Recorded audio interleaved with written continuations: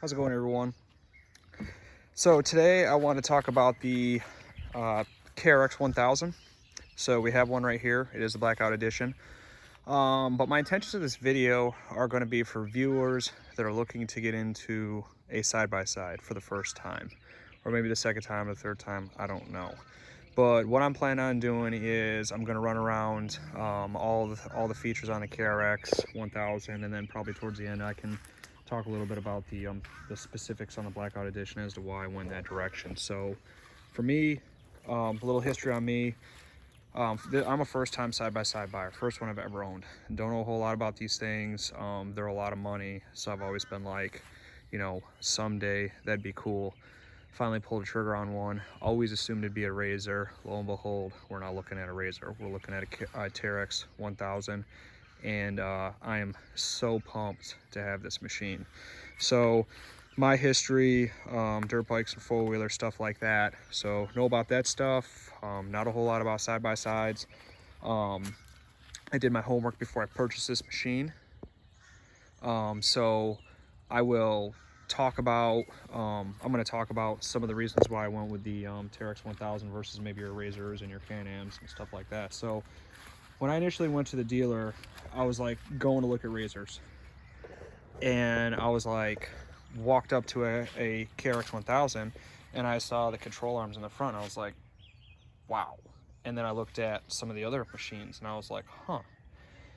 And these A-arms are so freaking thick, it's not even funny. These steering knuckles are so thick, it's not even funny. And then I walk around to the back. Oh yeah, and you're gonna hear chickens crowing, sorry about that. I look at the front differential housing compared to the competition. I'm like, huh, much bigger. I'm looking at the back, I'm like, whoa, that's a freaking thick controlling arm. And then I look at the back arms, I'm like, those are thick arms. And I was like, what's that arm right there? Some of the other competition, they don't even have those. That's an additional arm just to give you some more security back there. So I'm like, huh, there's a super thick metal, beefy. So I'm like, all right, you know, Teryx 1000's catching my eye, and I'm looking at it. I'm like, I gotta do my research on these things. So the suspension was a big thing. Now the all the stock KRXs, whatever edition you have those A-arms on them. They normally come factory with the Showa 2.5-inch piggyback shocks, which are really nice springs. These are the Fox Podium shocks, so those are specific for the Blackout edition.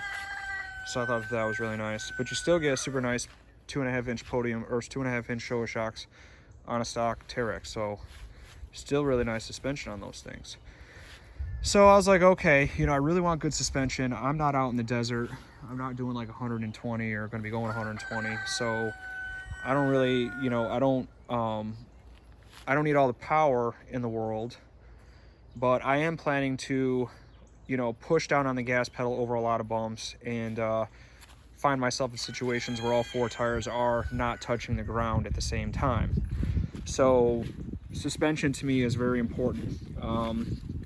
As a father and a husband, I don't really have a whole lot of time to be taking this machine apart and doing upgrades on it and stuff like that. So I was looking for something out of the gate, super beefy, strong, gonna do what I needed to do, and I'll do the maintenance on it here and there and rock on. And for the price point, the Teryx just freaking laid it down. So I thought that was great. And then I'm looking at the wheels.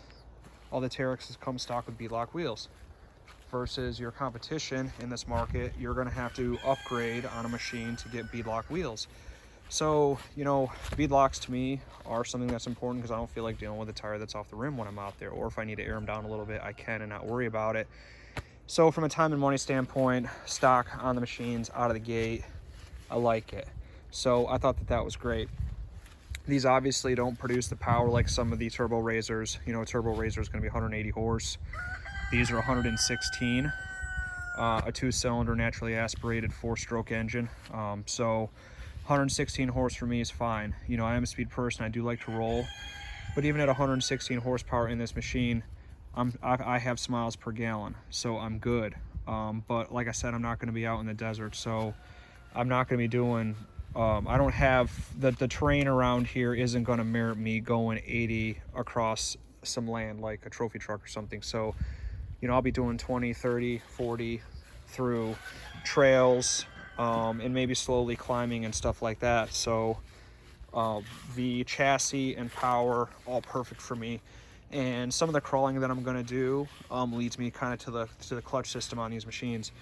The takeoff from a dead stop is so smooth. I suppose I probably ought to make this video about that guy over there is just howling away. There he is. About the chickens. But these things really come out of the gate nice and smooth.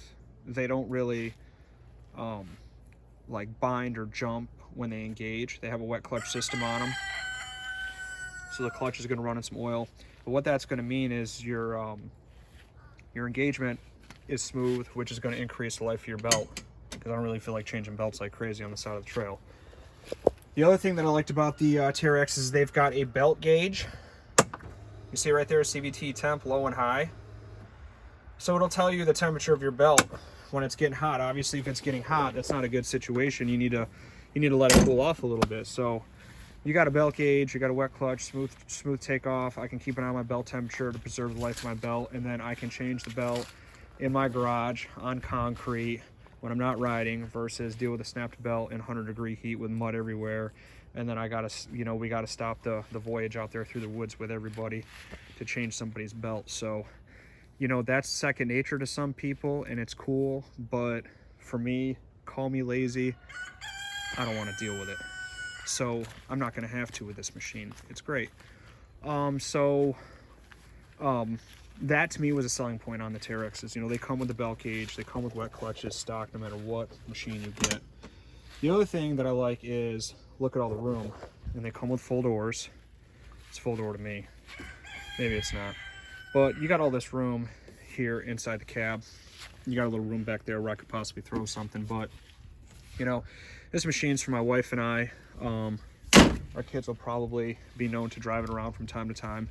But our first date together was on a four-wheeler, and that was it. After that, we got married, and life's been great.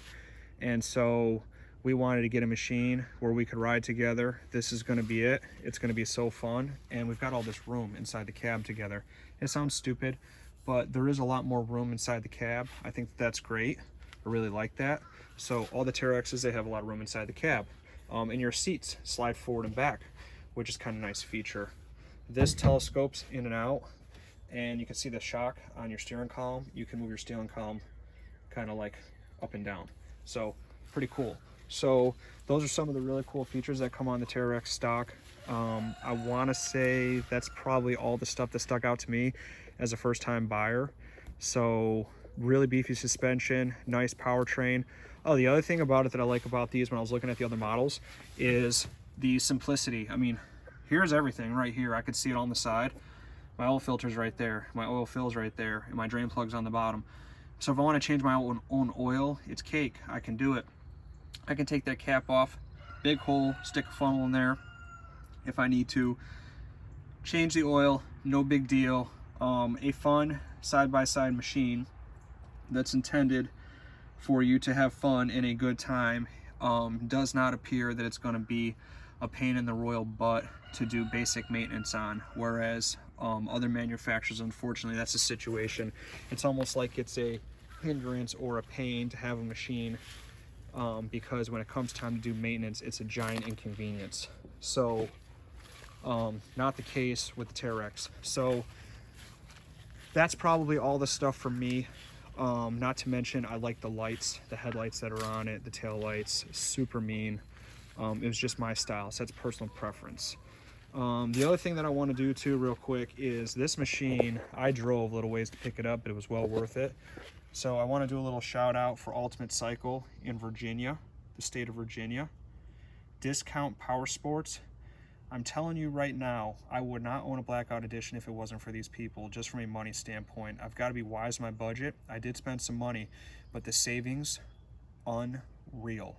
So, and I drove to pick this machine up several hours to pick this up, and it was a smoking deal. The folks, they were really nice, great to deal with, smooth transaction. I got a aftermarket, or not an aftermarket, I got a Kawasaki warranty for like next to nothing. I figured they would try to charge me a lot of money for the warranty because I was getting such a discount on the machine, but they didn't. So I mean, you don't meet people like that. And I bought a lot of new dirt bikes, four-wheelers. The experience hasn't been like this. So I would venture for you to check them out on their website and look at pricing on the machines they have in stock. And you were going to be like, that cat was not kidding. Like, holy cow, Batman. So carrying on. So you want to check them out if you're considering getting a machine, because they are going to be probably one of the cheapest places to go on the East Coast to get yourself a KRX 1000. So moving on to the stuff on the Blackout Edition, why I chose the Blackout Edition. I went back and forth like crazy between the Trail Edition and the Blackout Edition and just getting a stock one, and it all boiled down to time and money. And the Ultimate Cycle Discount Power Sports, they took care of me on the Blackout Edition. You know, I just want to say real quick, you know, you got auto parts stores out there in place where they use discount in the name, and then like, you're like, where's the discount? Like, it's just in the name and that's it. No, like, they really mean discount. Like, it really will happen if you go there. So you're like, this dude in this YouTube video is crazy. Like, he's really saying this is going to happen. I'm telling you. And these cats aren't paying me any money to do this. This is just me saying thank you, because it was literally like a dream come true. The guilt that I would, to an extent, feel as a father and a husband purchasing this machine was like in my head, and it was like gone when they told me what this machine would be for the price. So I was so pumped. But the Blackout Edition specifically, why I chose that versus a Trail Edition and the other ones. Well, you know, you buy a side-by-side and you're going to be going through the woods, you're going to want a skid plate. This machine comes factory with a skid plate on the bottom, so that's money I don't have to spend, and I don't have to spend my time installing it. It's done from the factory, taken care of. So I like that. The other thing about the Blackout Edition that it came with was these cool bumpers. Nice factory bumper. I like that. It looks great. So that came stock on the machine. The Fox Podium shocks, as I mentioned, these are adjustable. They're nice. That was a sweet upgrade for some dude that wants to have this machine off the ground at times. So win-win. It comes with a front bumper on it. Rooster's crowing. It's got a winch, if I pronounce that correctly, which I was like, I'm not going to use this thing as a boat or drive through mud holes, but if you're stuck, you're stuck. So you need the peace of mind to have the winch. So it came stock with that. The time and the money, I don't have time. It's on the machine, it's done, it's factory installed, it's clean, it looks great, box checked. The really nice front bumper, nice check in the box. The light on the front, now that lights up white and green. The light on the top, wanted to have a bar up on the top, white and green, it lights up. So that's some features on the Blackout, that's nice. The hood, or the roof, comes factory with a roof. It's got the little, you know, you can see through it. It's like a sunroof thing. Those don't generally come on side-by-sides, but the Blackout Edition comes with that really nice premium roof. So that's nice. You know, the wife and I are going to enjoy that. This one also comes with a light here and a light here. Those both light up white and green. I thought that was pretty cool. So I was like, you know, game on, man. And radio. I'm going to myself, man, I can't be jamming out without a radio. So got the radio speaker, 12-inch sub right there, Kawasaki Hyphonics. I've heard some people, you know, say, oh, I got my side-by-side. The first thing I did was rip the Hyphonics system out. Well, I mean, you know what? Good for you. But I am not only pumped that I own a side-by-side, but it's got a freaking radio in it. And I don't have a problem with the Hyphonics system. I think it sounds good. I've personally had vehicles where I've had Kicker Solo Barrack L7s in the back, 12-inch squares, and Kicker 6x9, 1,000 watt amp, all that business that, you know, is pretty loud and all that. And this radio is loud, it hits good, it's factory, does the job, can't complain, love the stock look. The radio, very easy to program your stations in. You just go to the station, hold the numbers down, it programs. You can sync your phone to the Bluetooth, no problem. So I really like that. I like the black look. The graphics on the side are reflective from a safety standpoint. So if it's nighttime, you shine a flashlight on them, they're reflective. So It's pretty cool. All in all, those are the specifics why I went specifically with the Blackout edition. I did add the rock sliders. Those aren't stock, and you do see the fenders that I added on there. I did some videos on the rock sliders and the fenders, but I was like, man, if I buy this Blackout edition, all I got to do is put rock sliders and fenders on it and slap some mirrors on it, and it's freaking go time. So that's what I did from a protection standpoint. Got the skid plate, factory. I can see at night. Got the lights factory installed. I can jam out with a radio. Got mean suspension. It's black, great color. And all I had to do was put some sliders on and some mud flaps.